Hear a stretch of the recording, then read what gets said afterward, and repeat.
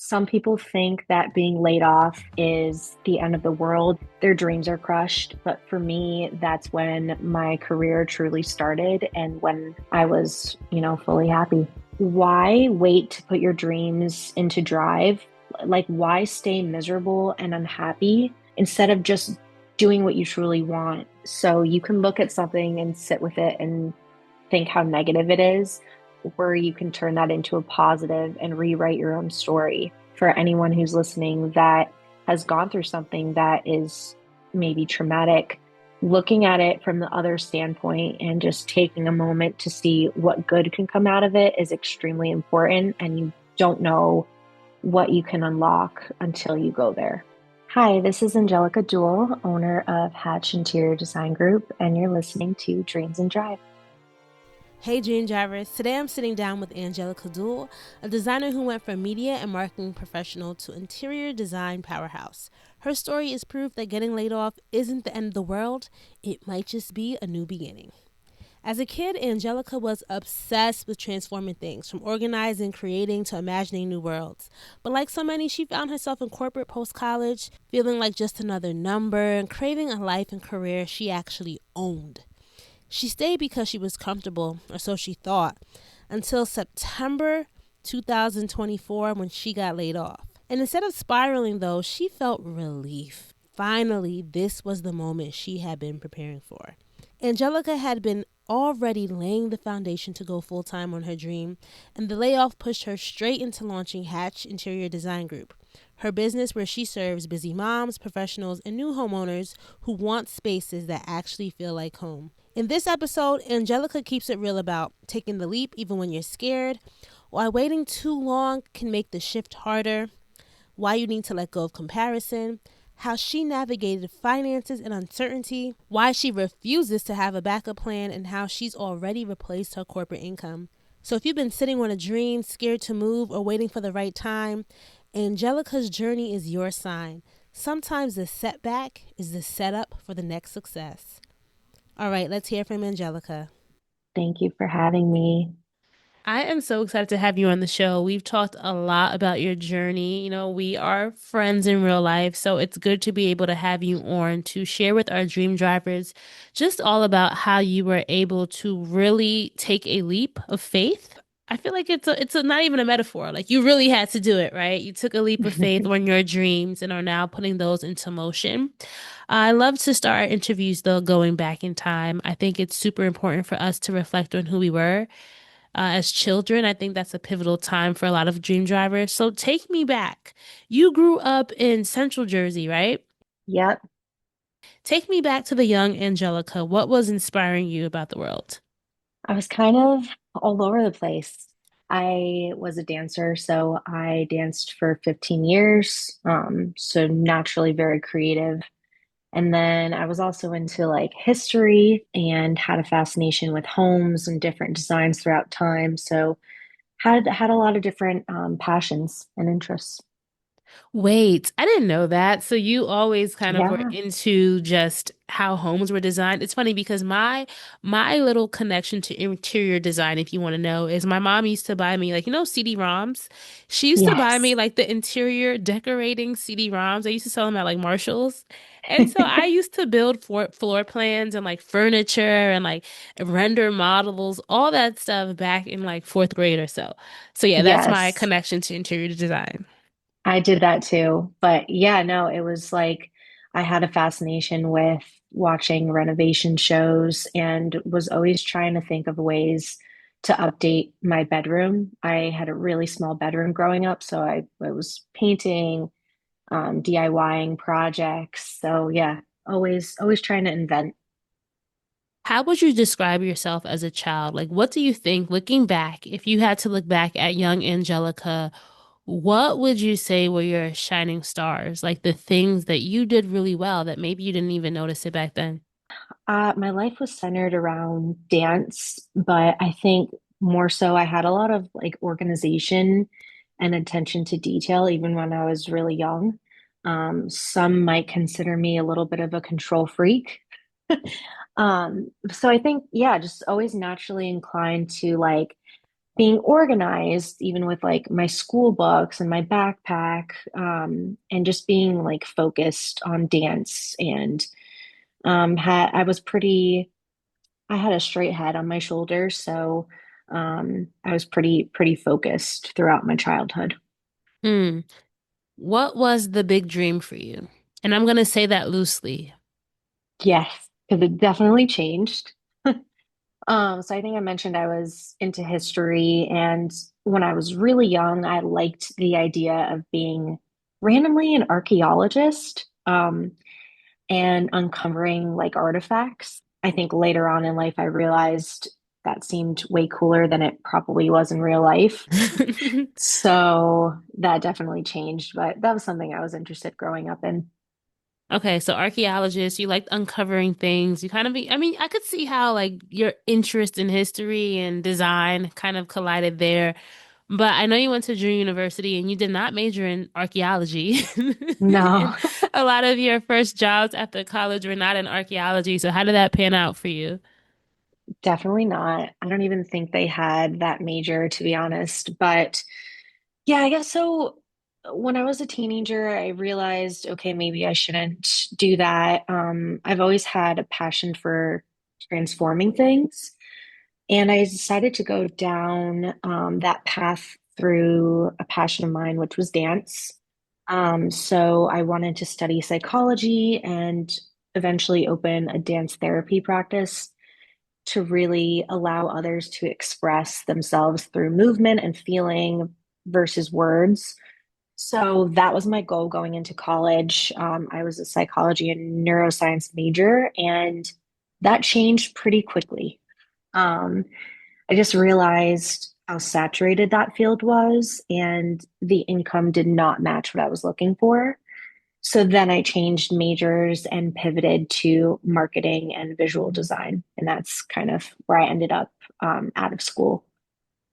Yeah, like I know you had your first jobs were like at a digital marketing agency, and then you landed at a beauty PR firm. It's actually funny. We got to tell listeners this this another pivot point is Yes. we actually knew each other before we knew each other. I think it's so interesting how we found out that you had worked with me when I was interviewing. I think it was when I was interviewing them or I was writing a story for a site that I was working on for Minted Cosmetics. So KJ Yes. and oh my God, what's the other girl's name? KJ and the two founders of Minted Cosmetics were they were the clients of the beauty PR agency that you were working on. So we had collaborated before of I think you had coordinated sending me products from them. And Yeah. yeah, it's funny how It's worlds can crazy. collide and then you meet people later on. It was insane for sure. As you took that shift and you know kind of worked in digital marketing, beauty, PR, media, were you liking that stuff? Like what were you realizing about yourself as you were building your career in media? When I was out of college, I immediately got a job working at Business Insider, which at the time was like my dream job. And also, like you mentioned, I worked in PR, and those things were really fun at that time. Um, Specifically with PR, I was going to a lot of events. I loved my boss who owned the PR firm. And it was small. It was just like us and one other person at that time. And it was fun while it lasted, but I realized like long term, I don't think I can do this. It was a lot. It was a lot of going to different events, being around a lot of people. And then when I was working at Business Insider, it was the concept of I thought it would be really interesting, but there was just a lot of stuff that I was doing which felt very repetitive, and it I realized it just wasn't for me. I think there was just a lot of things that were pointing to the fact that corporate was not for me. And they were always like in the back of my mind, but I never really acted on them until a little bit later in life. Let's talk, let's dig a little bit deeper because I think there are a lot of us sometimes maybe in corporate jobs or whatever positions are, and we see these red flags where there's some red Mhm. flags that you now look back and you're like, girl, why wasn't I listening to myself? Yes, there were like a lot. So I mentioned I'm a bit of a control freak, and I just felt like, especially as it came to like promotions and salary, I felt like I was completely out of control when it came to corporate. Like I didn't have a hold over my own path. I didn't have any control over the fact that I was laid off. And so for me, owning a business meant that I could have a hold over my life and my career, which was really important to me.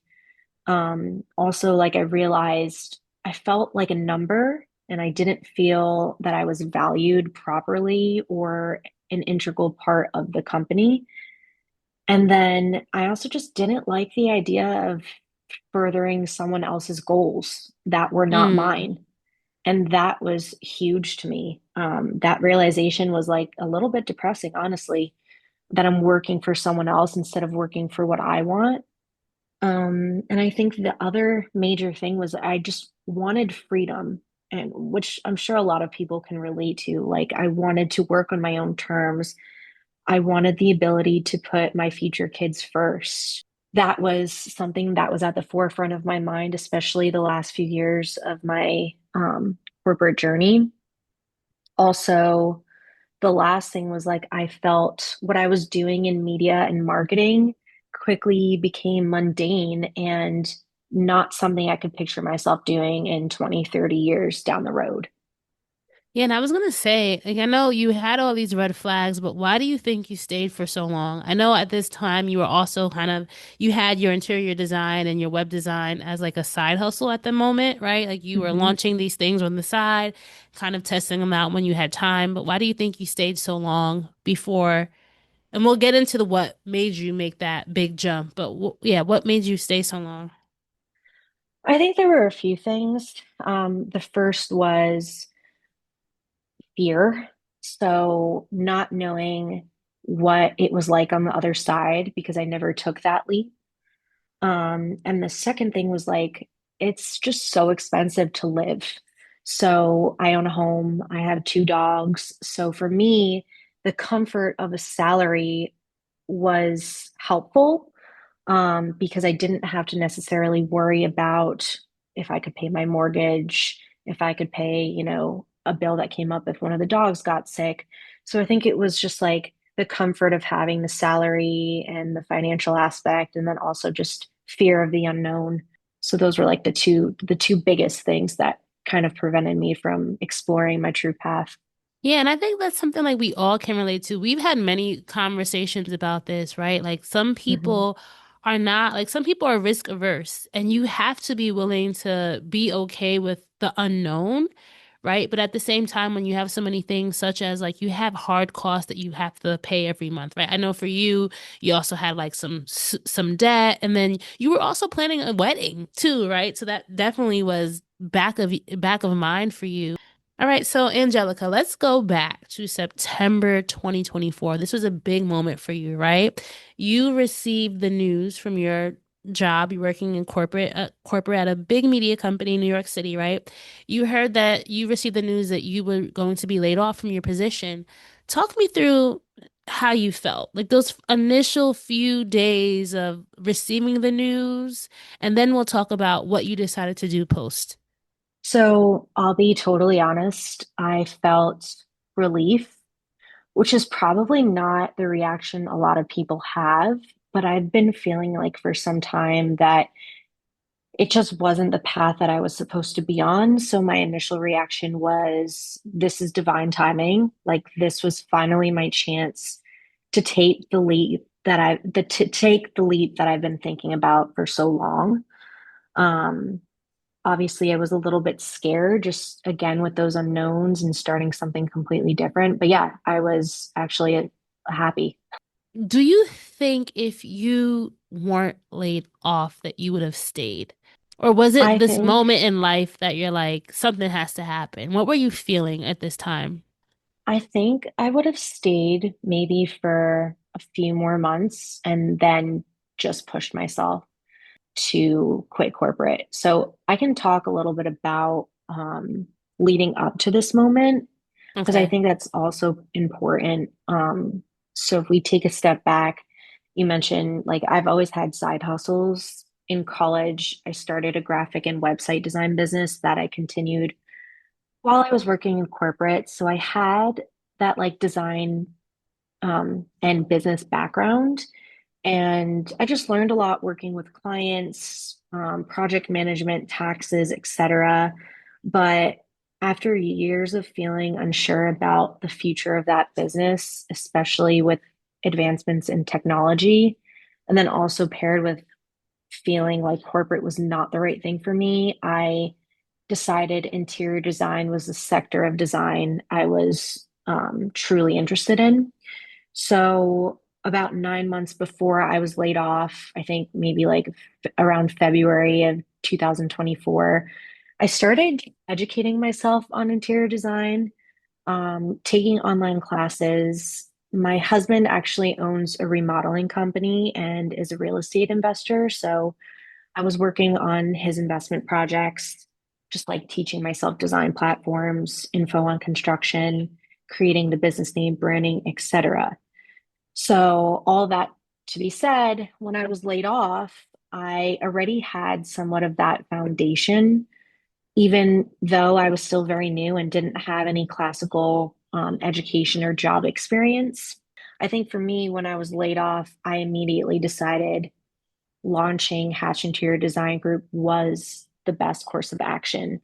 And, I mentioned I was a little bit fearful, like, what if I didn't succeed, or just around the unknowns, given it was a new field for me, but the pros outweighed the cons. Like there was no doubt in my mind that this was meant to happen the way that it did. So I do think that if I hadn't been laid off, it still would have ended up as me quitting because I was kind of already starting that a few months before. Yeah, and the timing too. Like sometimes things just have to happen. I feel like I don't know. I think we both talk about this like idea of divine timing sometimes, and sometimes things happen when they should, right? As they should.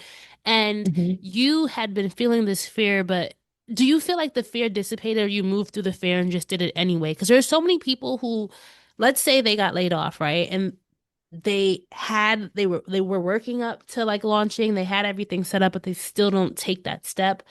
Why do Mhm. you think it's, or what advice would you have to that person who's in that position but is afraid to take the leap? Because that's where a lot of people listening in right now. There might be someone who's already laid off, right? Or who's suffering in that job and they already know what it is that they need to commit to, but they just can't.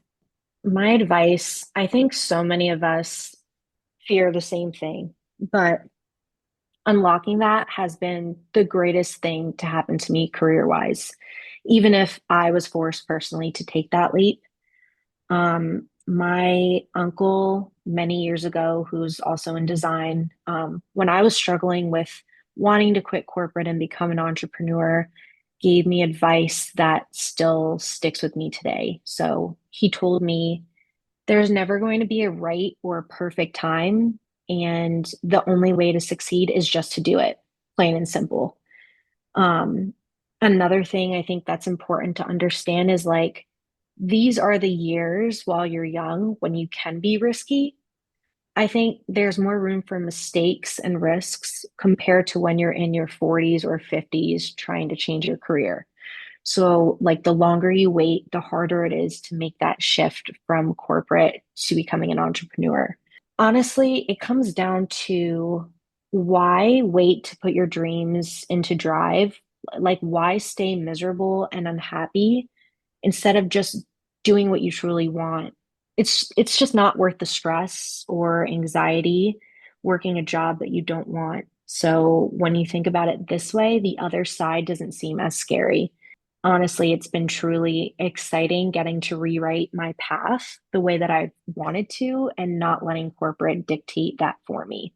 So that's the advice I would give. Everyone's different and everyone has a different path, but I don't know. I just feel like sometimes it's better to just take that jump even if you are scared. And it seems like you had people in your life that were supportive, like your fiance, now husband at the time, right? He was already in the industry. He had kind of been helping you like plant seeds along. And it seems like the people in your corner, friends, family, were supportive. So I'm imagining that Yes. also was very helpful. There was no, you didn't have any dream killers in your corner, is what I'm saying, right? No, I didn't allow for that to happen. And, obviously you'll always have your parents that are like, is that sure? That's the right, are you sure Right? that's the right path for you?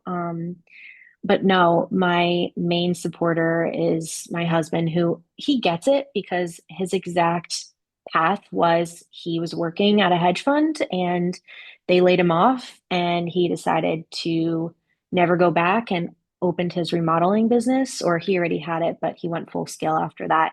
So he completely understands. He had literally the same exact experience. And so having someone like that in your life, whether it's a friend, a family member, a business partner, someone from school, that is really important to have someone just to talk to about those things.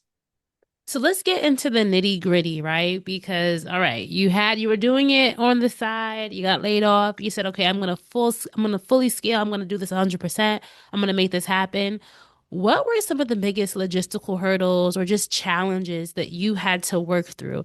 And I want you to share Mhm. this because I think that a lot of people get caught up in the challenges and don't realize challenges are meant to be worked through, and you need to go through things in order to come out better on the other side. So can you talk to us about some of the things that you had to really, that might have been tough in those early days or maybe even still now that you're working through to kind of grow the business? There's always going to be challenges. I think it's just a matter of how you learn and grow from them. So I think the most difficult adjustment has been going from a salary to not knowing when your next paycheck will be. In business, this is common. You can have very busy months and then months where no one is looking for your services. Um, Luckily, again, having Tyler, my husband, as a business partner has been helpful in terms of getting new projects and getting my business started faster than maybe some others. But so that's definitely like one of the biggest things I've had to come to terms with. And then at the beginning, there was just a lot of fear. Sometimes I still have this, but fear of failing and or not being good enough and comparing myself to other designers who might be, classically trained or in business for 10 years. But to be honest, it just it comes with experience and confidence. So there's going to be a lot of mistakes made, and you can't be afraid of a challenge. I kind of see mistakes as growth opportunities and learning. So, another thing, I guess, is my schedule. You aren't on a 9 to 5 anymore. Some days I'm literally working from 8 a.m. to 10 p.m., especially when ramping up. The business consumes your life, but I guess it doesn't feel like work to me. It feels like I'm bettering my craft and my future. So that's exciting. And that, is kind of what keeps me going. Um, You know what? Can I ask you a dumb question? Maybe I know people know Nothing's dumb. people should know what interior designer means, but like, what are the services that you offer your clients? Like, take if someone wanted to hire you, Angelica, what are they getting from you as an interior designer? Because I think that can also help us visualize like what does a day for you look like? Yeah, so with interior design, it can actually mean a number of things. I'd say what I do most is bathroom renovations, kitchen renovations, and new builds. So, someone is coming in and wants to completely renovate their kitchen or bathroom, and they're just looking for someone to help them with all of the finishes, which I think most people don't understand how much goes into making a home look great and also function great. So I come in and basically talk with the client about the aesthetic, and then I source everything for them. So really, I'm there to make their decisions lighter, prevent design fatigue and decision fatigue, and also, pick everything from tile to flooring to plumbing fixtures, all that good stuff. And then we also work on new builds. So basically creating an entirely new home for the client. And there's literally so much involved with that they might not even think about. So just again, working a lot with clients, whether they're investors or homeowners, to complete to complete their home the way they want it to look. How do you get clients? Having Tyler as my business partner has been extremely helpful. I've gotten multiple on my own just through Google or word of mouth, but majority of my business is partnering with a contractor, which is actually very important. Smart. It's like really Yeah, smart if you because think about it. you need someone to execute those projects, right? I can design everything, but now who's going to actually renovate? So if, contractors are getting leads for people wanting to renovate their home, naturally he just kind of pitches my services as an extension of his business. So that's been working great. And I have found a lot of designers don't work that way. So it kind of sets us apart. But yeah, that's kind of how it's working right now. I think the larger I get, the more word of mouth I'll have, especially around northern Jersey. But it's been working so far, so I can't complain. And I've enjoyed seeing your growth. I think, as somebody who's worked with you in media, and to just know like how this was literally a dream of yours for so long and now you're putting into motion, it's really inspiring and it's Thank it's you. motivating to me to see like she's done it and you can do it too. And I really like that you've carved out a niche, which I think a lot of people they try to do it all. But like hearing you Hmm. say I am, really specializing now in bathroom and kitchen. That might even be something you can really like go down even more, right? So, Hmm. do you think that strategy is very helpful, especially in this stage? I know you talked about it a little bit, but like for anybody who is, you know, has some type of dream, maybe going really focused in the beginning can help you get your grounding. Because if you're doing everything in the beginning, I can imagine that it could be a little bit crazy, right? Especially as a Hmm. designer. Yeah, I'd say, well, honestly, at first, it's kind of whatever you can get just to get that experience and the pay. So at first, I was doing a lot more. And I still don't say no most of the time to different kinds of projects because it helps me learn. So I do other things as well, even when it comes to furniture selections or layouts, I do all of that. But I think over the course of the past year, just realizing majority of my projects have been bathroom and kitchens, and also a lot of designers do different things. Like some people only do more of like the decorating aspect, and that's just not what I wanted. I wanted to really transform spaces. So I decided to hone in on bathrooms and kitchens naturally because that's what I was getting majority of my leads from.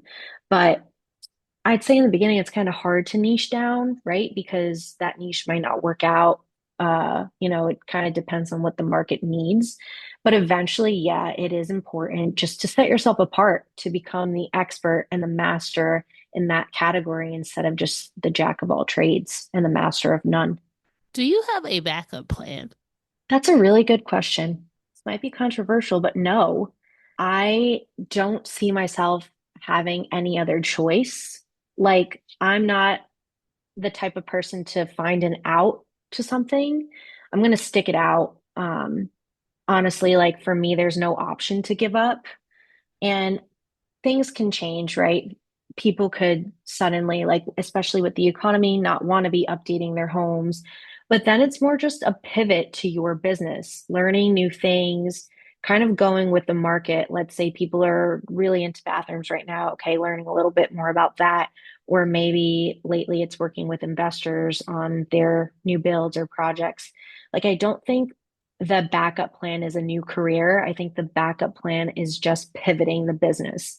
And that's honestly how businesses succeed, right? They have to be able to adapt to things, how the economy goes, etc.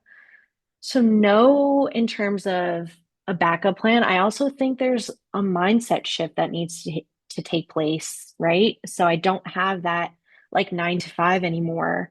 So, there's constant like education required on my end, so much to learn in this field, and such a change from when I was just told what to do in corporate. So, yeah, just constantly educating myself, learning what's working, what's not, and adjusting from there is kind of my quote unquote plan.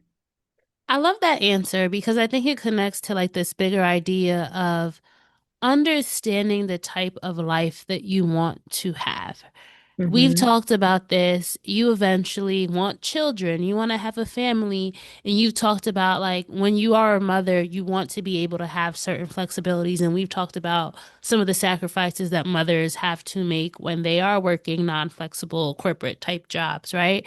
Hmm. I think personally that's something I'm struggling with is being okay with knowing the type of life that I want. And I say that because sometimes when you're working full-time job, like you kind of say, all right, I should be grateful that I even have this job, right? And then you don't prioritize the things you really want for your life. How has prioritizing the overall way that you want your life to feel like, to look like, to be helped you along your journey? Yeah, I think it all leads back to like corporate was not the answer for the life I wanted. And you're right, we have talked about this a lot. Like it's difficult to be the kind of mom that I would want to be if I had to go into work X amount of days a week, because then I feel like I'm failing in the mom category.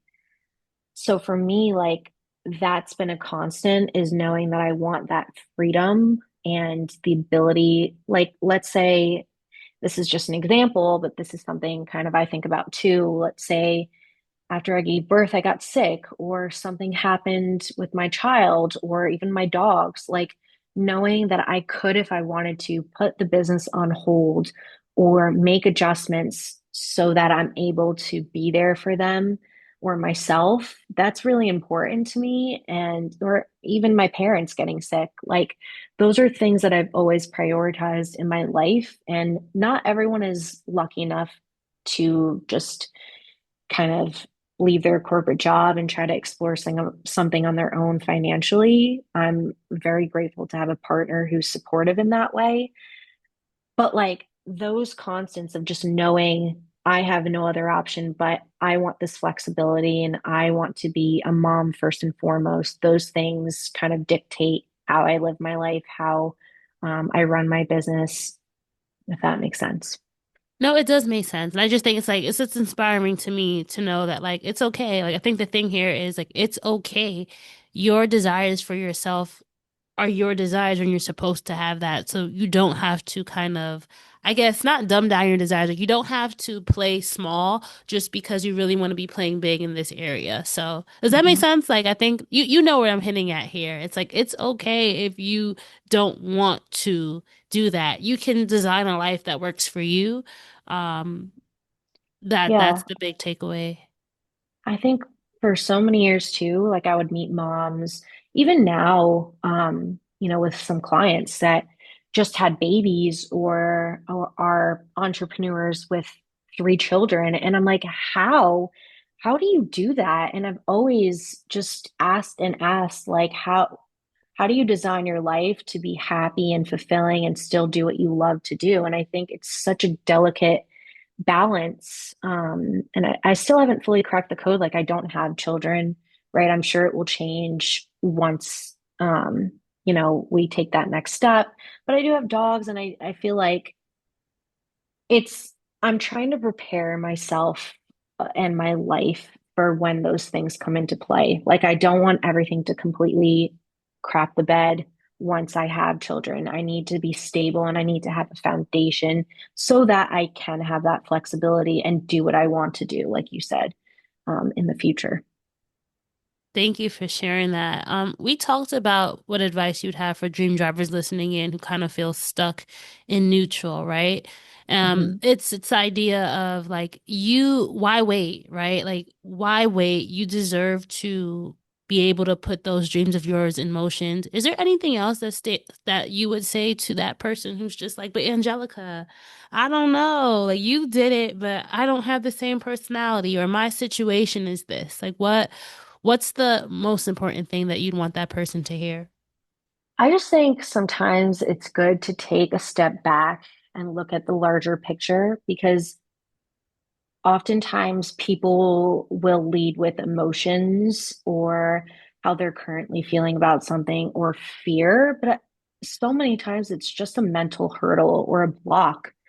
Like I still have that sometimes where I have like self-doubt. I'm just like, am I going to be able to do this? Am I going to be able to pull through? Am I going to be able to become as successful as I want to be? And it's just a mental block. Once you get over that, you can unleash so many things you never thought were possible. For me, sometimes taking out the emotions and looking at it from a logical standpoint, like how do you actually want your future to look? What do you want to be doing? Will you be miserable in 15 years if you're still doing the same thing? Those are much more important to think about than just how you're feeling about the situation. And that's really hard for me. I'm very emotional. So that was hard to kind of pull back the emotions and think logically, but it's incredibly important for how you want to plan your life out. And taking that leap requires a more logical train of thought rather than an emotional one, like weighing the pros and cons, thinking truly about your life plan. Those are all things you need to do in order to make a decision for yourself. And that also made me think like maybe that's the point where you might have to bring in an accountability buddy, right? Or like you have a Mhm. partner who is, logical. And it might just be like, hey, like, can I just do a little brain dump with you and having someone else just help you identify what is a true block versus just something that's you can get through. So for example, a Right. lot of times I ask people on the show like what are the biggest hurdles? And everyone, mostly everyone on this show, they never say, I couldn't figure out how to start an LLC. No one ever says that. The biggest Hmm. thing is self-doubt, fear, confidence. It's things with self. So it's Hmm. really the idea is work on yourself, like feed yourself, whether it's like getting a therapist, whether it's getting a coach, whether it's taking yourself to the gym so you feel better, like you're mentally well, you're physically well. I 100% think when we invest in ourselves, we see so much, we see dividends of, like it pays off. 100%. I totally agree with you. Have you ever felt like giving up in the past year? And if so, what has kept you going? Because I know it hasn't been easy. Honestly, I said this before, but there's no option for me to give up, especially now. I don't, but I don't have the feeling of wanting to quit because for once in my life, I actually feel like this is my purpose, and I couldn't imagine myself going back to working a regular 9 to 5 job. There are obviously times where I feel overwhelmed, especially like when I'm working on 20 projects by myself and I feel like I can't handle it. But again, it's just that mental block because you would be surprised at how much you can actually accomplish. So no, I've never felt like giving up. I think when I do have feelings of like being stressed or whatever it is, I think it's important to know when to take a break. Um, it's not healthy to work 24/7 without taking time for yourself, like you just said, whether it's going to the gym, focusing on your mental health, whatever it is. If I'm feeling like, okay, I have too much going on, I will give myself a Saturday or a Sunday to recharge and not focus on work or household chores. And that's kind of what keeps me going. A lot of people think entrepreneurs are just go, go, go. And that's definitely true, especially in the beginning years of your business. But it's very beneficial to know just when to take a beat on things. Thank you for sharing that. I had a quick question because I know we've been talking about like some of the more non-tangible things that we all are working through. But for anyone listening Hmm. in, this can just be a quick like list. Like you don't have to go into detail. Beyond those things, there are some just very tangible things that you do want to make sure you have a hold of. Like you mentioned earlier before, like taxes. Like are there just certain things that while you're building, working on yourself, make sure that you have this stuff done as well? Because sometimes creatives get a little, we might avoid those logistical things that just make any business running. So what are those key logistical things that you've learned that you want to get a hold of early, you want to get a hold on early on? Two, with me, I had a business before this, so I was able to learn. Um, like you said, a lot of those more technical and logistical things, but it's not easy. Like you have to be educated in so many different areas, whether it's financially or project management, or honestly, just even dealing with people's like clients' emotions, learning how to navigate if the client is not happy with your product, things that are, like you said, more tangible. So there's also that side of the business, which is definitely a challenge sometimes for sure. Yeah, like it's not gonna be like you're going to be stretched in ways, but like you said, like see it as you're gaining knowledge, like you're learning customer service, you're learning project management, and these are all skills where if you need to pivot, at least you have these base skill sets that allow you to be able to survive however your business needs to morph, right? Hmm. Absolutely. All right. So what's next for Angelica? As we think about the dream, you are year one and some change into, full time. What's the next year look like, or what's that big ultimate dream for you now? So I've already grown so much in the last year. I was lucky enough to replace my corporate income already.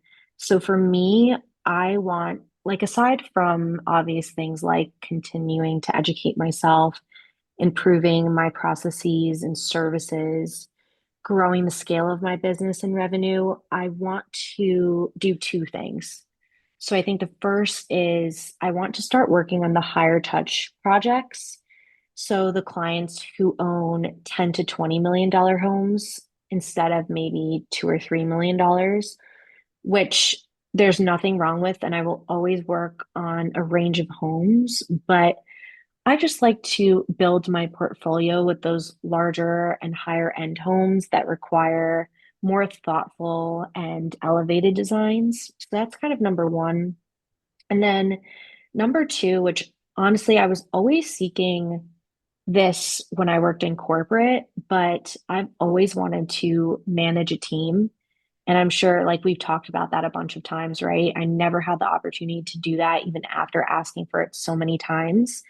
And I want to grow something of my own. So my goal within the next, 2 years or so is to hire one or two junior designers and focus on what I find joy in through there. I'm at the age now where we're thinking of having children soon, so I have to kind of be wise about how I plan for the next few years with hiring help and making sure I have a team in place. So definitely something I've wanted to do and will definitely do within the next 2 years. I'm excited. I know, like, since meeting you, I know how determined you are. I know how able you are and how, like, you are a badass or whatever you put your mind to. So I'm excited to seeing how the dream evolves, right? Where the GPS takes you next. And who knows, maybe in 2 years you'll be back on the show and we'll have a whole different conversation. So that is definitely how I'd leave it is just keep doing you, Angelica. I know you've been through a lot this past year. It's not easy taking the leap, but I remember early on in the podcast, I interviewed this woman called Alori Swink, and she gave me this quote of sometimes you have to jump and build your wings on the way down, and you definitely Mhm. have your wings and you're a flying girl. So just wanted to give you those props. Well, I just think that everything happens for a reason. So you can look at something and sit with it and think how negative it is, or you can turn that into a positive and rewrite your own story. And that's what I did. And now seeing the outcome of that and the opportunities I've been lucky enough to have since then is just amazing to me. And for anyone who's listening that has gone through something that is maybe traumatic, looking at it from the other standpoint and just taking a moment to see what good can come out of it is extremely important. And you don't know what you can unlock until you go there. Some people think that being laid off is the end of the world or like their dreams are crushed. But for me, that's when my career truly started and when I was, fully happy. All right, so can you tell our dream drivers, Angelica, where they can find you online, how they can connect with you? They might be somebody with a $2 to $3 million home who needs a kitchen or bathroom renovation. So let them know how they can connect and further learn more. Yes. So My social media is not where I want it to be right now. Still, that's like kind of the part that's lagging a little bit, but I am on Instagram, so you can find me at hatch.interiordesign. And then I also have a website, hatchinteriordesigns.com. So you can find me on there as well. Dream Drivers, thank you again for tuning in, for getting in the guest chair with us today. And Angelica, I hope that everyone enjoyed hearing your dream driving journey as much as I did. Thank you so much for this opportunity, Raina. All right, so that's the wrap for this episode of Dreams and Drive. I hope you enjoyed our guest dream driving journey as well as listening to their keys to success.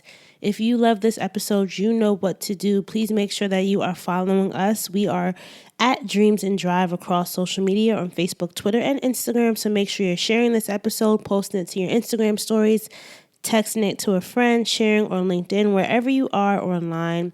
Just pay this forward and share this with somebody. We really appreciate it. And all the sharing that you do helps us grow our community. If you want to join our email newsletter, The Keys, and get weekly updates delivered to your inbox, just go to dreamsanddrive.com/join. That's dreamsanddrive.com/join. And lastly, if you know somebody who would be great for this show, or if you are someone who would be great for this show, please go to dreamsanddrive.com/pitch. I'm always accepting new guests. I'm always accepting new pitches. So I love to see those pitch requests coming in. Keep dreaming, keep driving, and we'll chat again in the next episode. Bye, guys. Hiya. Welcome to What do you do? Dreams and Drive. Did you fry?